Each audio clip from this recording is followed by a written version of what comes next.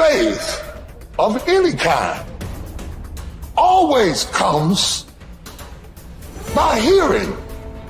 You didn't believe you were dumb till you heard you were dumb. You didn't believe you couldn't learn till you heard somebody say you couldn't learn. Your unbelief is a result of something you heard about yourself.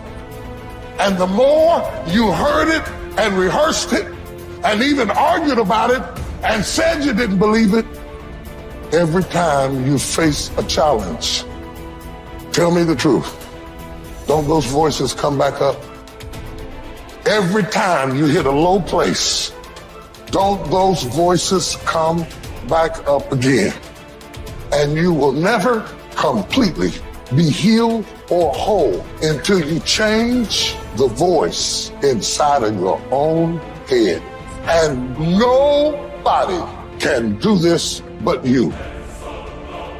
You've got to make some conscious effort to begin to work to develop you. Start listening to tapes on a daily basis to begin to recondition your mind, to retrain your thinking. Listen to things that can empower you, that can enable you to create a new reality for yourself and a new life for yourself. You might appear to be strange around most people. Don't expect it to make sense to anybody why you've got to do this, why you have got to go. Why? I don't understand. You don't have to. I'm going for me. This is something I have got to do. How would an abundant person think? Write it down, dude, and fire and wire those thoughts in your brain and install the hardware. Keep doing it with attention and intention. It becomes the new voice in your head. It becomes a software program. And before you reach for your cell phone and start scrolling through your social media, close your eyes and rehearse in your mind how that person would walk, how they would breathe, how they would smile, how they would greet people, how they would be on Zoom calls, how would they be in traffic, how would they be at dinner. And the act of closing your eyes and mentally rehearsing the act, if you're truly present, the brain does not know the difference between the real life experience and what you're imagining. In fact, just a little bit of time, you start to install the neurological hardware to look like you already did it.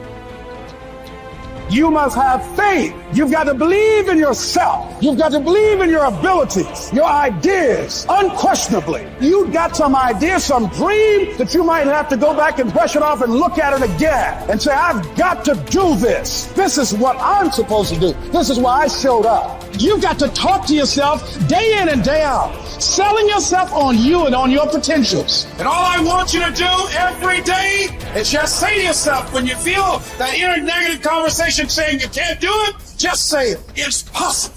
Other people have done it, then we can do it. We fail a lot of times. Well, a lot of other folks fail, and eventually they came back and they succeeded. So it's possible we can have what we want, and it's necessary. We get negative, do-nothing people out of our lives. It's necessary. We never stop learning and growing and developing ourselves. It's necessary that we never give up. Whatever we have to do, it's worth it.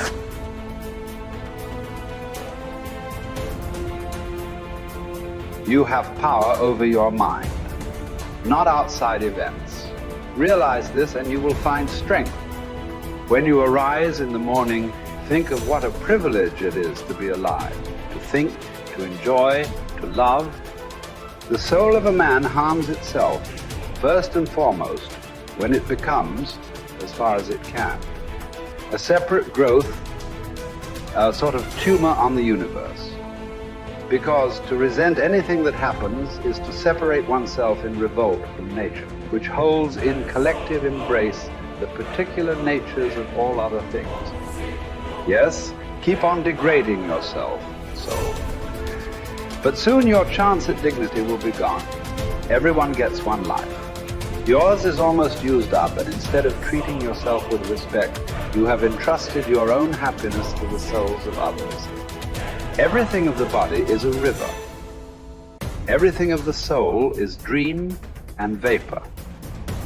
Life is war and the abode of a stranger.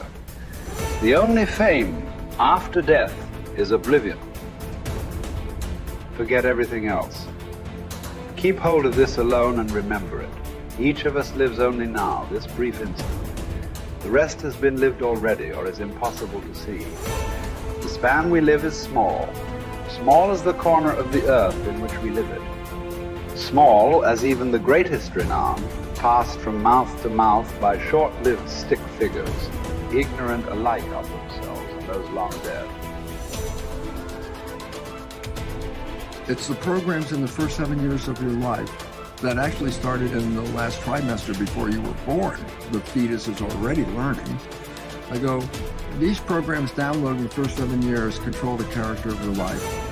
And I go, okay, what programs did you get? I go, well, wait a minute. What programs did you get before you were born? Your life is run by programs and you have no conscious awareness of these programs because your conscious mind wasn't working when the downloads were occurring. So all of a sudden I say, now we have a problem. I go, you've been programmed, you don't even know what the hell the programs are. 95% of your life is coming from the programs. Your life is a printout of your programs. Look at your life right now and recognize the things that you like that come into your life. They didn't get there by accident. They came in there because you have a program to, have those things. The things that you wish or desire, but you have to work hard, sweat over it, put effort into it. Why are you working so hard? And the answer is, whatever program you downloaded doesn't support that. And you're trying to override the program with the conscious mind. And I go, well, here's the problem. The conscious mind only working 5%, the program 95%. That's one problem right there, mathematically. That's a problem. Let me give you another mathematical. The subconscious is 1,000,000 times more powerfully computed than the conscious mind. So I say, now do the math. How effective is your conscious mind at overriding the subconscious? I say it works 5% of the time with a miniature computer. And I go, wow, that's your problem.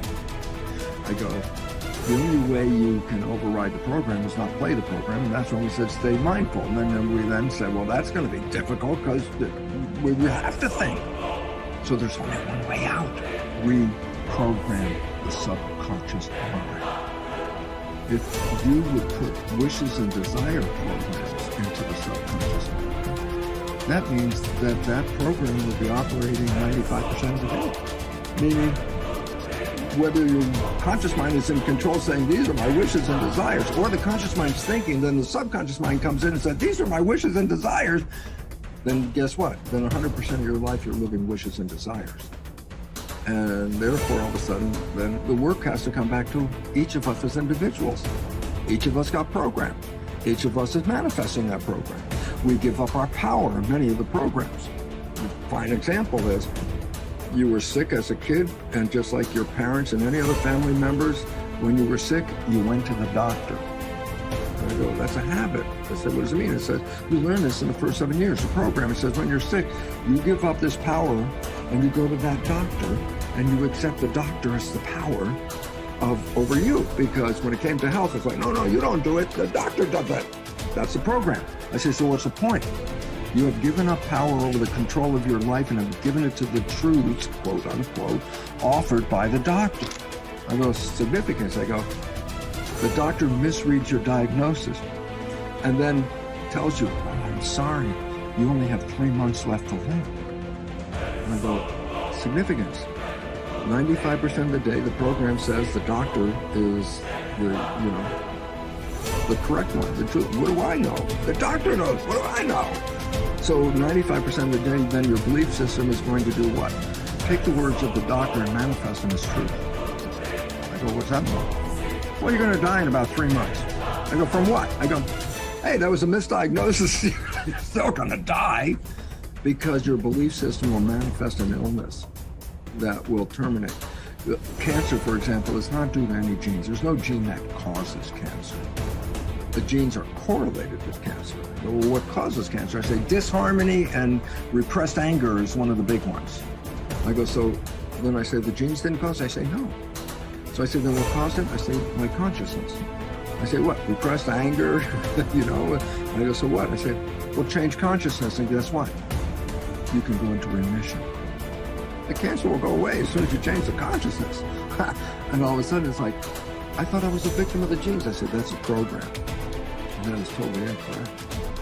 Because as quantum physics says, consciousness is creating our life experiences. And as the new biology, which I'm familiar with, called epigenetics, is how consciousness controls the genetics. And all of a sudden I say, oh, well then biology and quantum physics now share the same story. Yeah, you're creating this. And then the idea is that if you look at the creation and not happy with it, don't go out and blame the creation, because you never saw that you were participating in a way invisible to you that led to this expression. If you want to change it, you have to change you, and then the environment will change.